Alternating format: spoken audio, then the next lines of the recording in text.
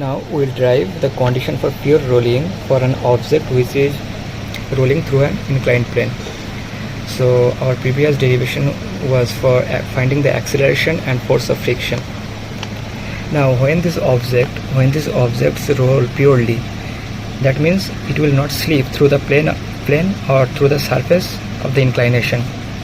Then it's only valid when this force of friction will be less than or equal to coefficient of static friction multiplied by normal reaction.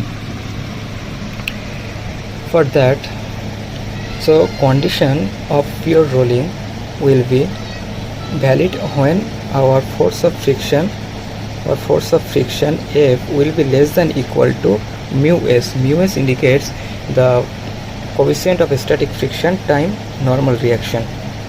Now we can substitute the value of F from our equation number 5 and value of normal reaction from this diagram. So our value of normal reaction will be nothing but mg cos theta. So after substituting these two values, we can get as, first we substitute F.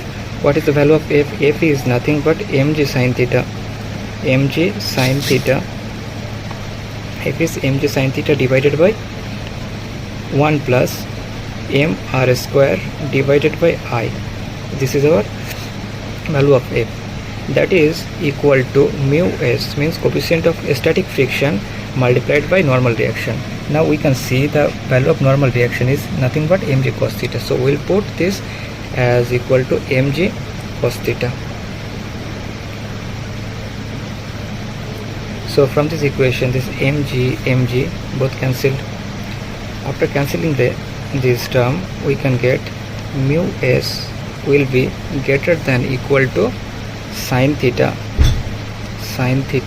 divided by cos theta, total divided by 1 plus m r square divided by I. So our condition will be mu s, means coefficient of static friction will be tan theta divided by 1 plus m r square divided by I. So this is the condition for an object which is rolling purely on an inclined plane without slipping. So for an object which is rolling on an inclined plane without slipping, then it holds true, or it will be only valid for rolling without slipping when coefficient of static friction will be greater than or equal to this value. So this is the condition for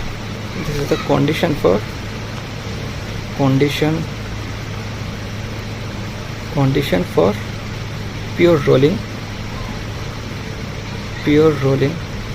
without slipping.